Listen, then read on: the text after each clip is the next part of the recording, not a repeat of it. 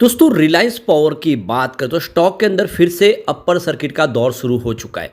यानी देख सकते हो कि जो लगातार लोअर सर्किट लगे थे उस पे ब्रेक लगा है और अब फिर से तेजी के साथ स्टॉक बढ़ने को तैयार हो चुका है आगे। अब इसके बीच में एक बड़ी गुंडी निकल कर आई है पावर सेक्टर को लेकर, जिसको इस वीडियो के माध्यम से डिस्कस करेंगे। रिलायंस पावर जो रिलायंस इंफ्रा की सब्सिडीज कंपनी है, अब मैनेजमेंट ने फैसला किया है कि 2024 में यानी इसी साल कंपनी को पूरी तरह से डेट फ्री करना है और इसके लिए इन्होंने कोशिश शुरू कर दी है और इसका नतीजा भी देखने को मिल रहा है। स्टॉक काफ़ी अच्छा कर रहा है। आने वाले इसमें क्या संभावना बनेगी उसको समझने की कोशिश करेंगे और क्या इस समय रिलायंस पावर में इन्वेस्टमेंट करना चाहिए। दूसरी तरफ अगर हम जयप्रकाश पावर वेंचर्स लिमिटेड की बात करें तो यहाँ पे स्टॉक के अंदर पॉजिटिव माहौल बना हुआ है और अब क्वार्टर 4 के शेयर होल्डिंग पैटर्न भी हमारे सामने आ चुका है। यानी मार्च के शेयर होल्डिंग पैटर्न में बहुत ही शानदार आंकड़े हमारे सामने निकल कर आए जो इशारा कर रहे हैं कि जेपी पावर आने वाले समय कमाल कर सकता है। जेपी ग्रुप भी बहुत पुराना ग्रुप है इंडिया का और ये कंपनी भी लगातार अपने कर्ज को कम करने की कोशिश करे। काफ़ी अच्छा बिजनेस है। अब क्वार्टर 4 भी आने वाला है, क्या संभावना होगी आगे जानने की कोशिश करेंगे इस वीडियो के माध्यम से।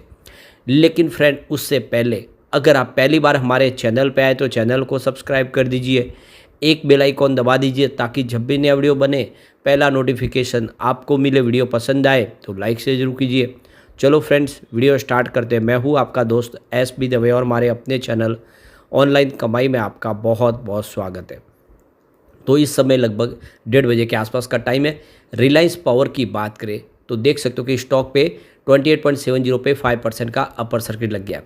वैसे आज खरीदारी का मौका भी लगा क्योंकि स्टॉक का जो लो है वो 27.80 का है, लेकिन काफ़ी अच्छी खरीदारी शुरू हुई और इस खरीदारी के दम पे यहाँ पे लग गया अपर सर्किट। अब आप इसकी परफॉर्मेंस को देख ही सकते हो। 9 अप्रैल को स्टॉक 29.80 के आसपास था जहाँ पे 3.9% यानी लगभग 4% की गिरावट हुई। 10 अप्रैल को स्टॉक 28.35 के आसपास आ गया 5% के लोअर सर्किट के साथ। 12 अप्रैल को क्लोजिंग 27.35 के आसपास थी जहाँ पे 3.5% की गिरावट हुई और 15 अप्रैल के दिन स्टॉक 26.05 के आसपास आ गया जहाँ पे फिर से 5% का लोअर सर्किट लगा। लेकिन 16 अप्रैल से स्टॉक के अंदर फिर से अपर सर्किट का दौर शुरू हुआ और आप देख सकते हो कि 27.35 के आसपास 5% का अपर सर्किट लगा था और आज दूसरा दिन है जब 5% का अपर सर्किट लगा। तो चाहे रिलायंस पावर हो या जेपी पावर, ये दोनों स्टॉक में बड़े फंड हाउस काफ़ी अच्छा मोटा मुनाफा कमा रहे। यानी निचले लेवल से खरीदारी शुरू करते हैं और जैसे ही 20-25% की तेज़ी बनती है वो यहाँ पे प्रॉफिट बुक कर सकते हैं। यानी बहुत ही कम समय में यहाँ पे आप देख सकते हो कि सिर्फ 20 से 25 दिन के दौरान यहाँ पे हमें तेज़ी मंदी दोनों देखने को मिल रही है। और आप भी इस स्ट्रेटेजी को अगर आप समझ लें कि कहाँ से आपको एंट्री करनी है और कहाँ एग्जिट करते हैं तो आप इसमें अच्छा पैसा कमा सकते हैं। क्योंकि अब देखो कि फिर से अपर सर्किट का दौर शुरू हुआ है। यहाँ पे एक और 2 या फिर 3 अपर सर्किट और लगेंगे और फिर इसके बाद फिर प्रॉफिट बुकिंग की संभावना बनेगी। ये काफ़ी समय से हम देख रहे हैं। अब यहाँ पे देख सकते हो कि आज जो तेज़ी बनी है 5% की तेज़ी, अब उसमें आप देख ही सकते हो कि पिछले 4 सालों में लोगों को इसने ज़बरदस्त रिटर्न दिया है। यानी जो ₹1 के आसपास जो शेयर था वो 28 तक पहुंच गया है। तो जो निवेश है वो कई गुना बढ़ा है। करीब 4 साल में 2400% का बम्पर रिटर्न दिया है स्टॉक ने। अब आप ये समझ ही सकते हो कि किसी ने अगर 1 लाख रुपये लगाया होगा 27 मार्च 2020 को तो उसकी जो वैल्यूएशन है इस समय 24.40 लाख के आसपास पहुँच जाएगी। यानी करीब 25.5 लाख का उनका जो रिटर्न हो चुका है। काफ़ी बेहतर परिणाम दिया है स्टॉक ने। फिलहाल स्टॉक में जो तेज़ी का दौर शुरू हुआ इसके पीछे वजह है कि JSW एनर्जी को इन्होंने 45 मेगावाट का जो विंड टर्बाइन का जो प्रोजेक्ट है 132 करोड़ में बेच दिया है।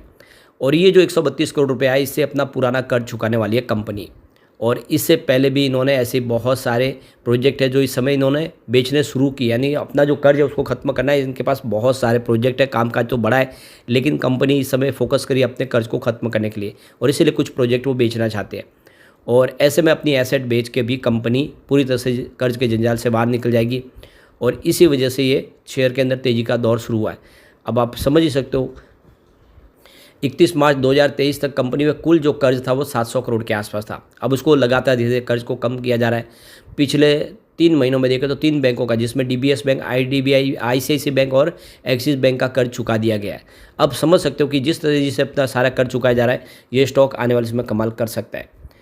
अब यहाँ पे जो बड़ी अपडेट निकल के आ रही है, इंडिया की जो पावर कंजम्पशन है उसमें 10% की वृद्धि देखने को मिली है जो 70.66 बिलियन यूनिट तक पहुँच गई है फर्स्ट हाफ अप्रैल के। तो काफ़ी तेज़ी से इलेक्ट्रिसिटी कंजम्पशन बढ़ा है समर सीजन की वजह से और आप देख सकते हो कि इसका फ़ायदा पावर सेक्टर की जो संबंधित कंपनियां उन सबको होने वाला है। तो ये पावर मिनिस्ट्री की तरफ से डाटा शेयर किया गया कि 70.66 बिलियन यूनिट का इस्तेमाल हो चुका है 1 से लेके 1.5 यानी 1 से 15 तारीख के बीच में अगर आप देखें तो यह जो टोटल जो इस्तेमाल है वो 70 यूनिट को पार कर गया, जबकि पिछले साल इसी समय के दरमियान देखें तो 64.24 मिलियन यूनिट के आसपास था। तो पिक डिमांड है वो 218 गीगावाट तक पहुंची है फर्स्ट हाफ ईयर में अप्रैल के अंदर, और पिछले साल ये 206 गीगावाट के आसपास थी। तो आप देख ही सकते हो इस बार पिछले साल के मुकाबले भी ज़्यादा डिमांड है इलेक्ट्रिसिटी की। तो यहाँ पे पावर मिनिस्ट्री की तरफ से जो एक प्रोजेक्शन किया गया कि डिमांड है वो 260 गीगावाट तक पहुँच सकती है समर सीजन में, पिक जो डिमांड है। लेकिन अब आप देखो कि आने वाले समय जिस तरह से ये संभावना बनेगी, हो सकता है ये डिमांड और भी तेज होए। ऐसे में इस सेक्टर से संबंधित कंपनियों का भविष्य बहुत उज्जवल दिखाई दे रहा है।